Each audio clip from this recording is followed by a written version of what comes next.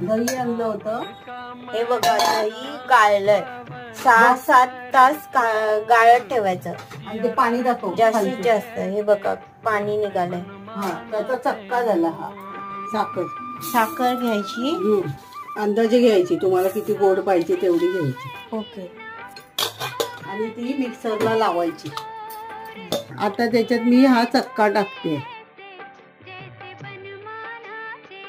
त्याच्यात वेलची जायफळ पूड टाकते. तुमच्याकडे केशर असेल तर केशर टाका. मी हळद टाकते. ते आता मिक्सरला परत एकदा फिरवून घ्या. हा पाणी नाही अजिबात टाकायचं त्याच्यात. हो हे मिक्सरला लावून झालं. हा आता हे ओतते.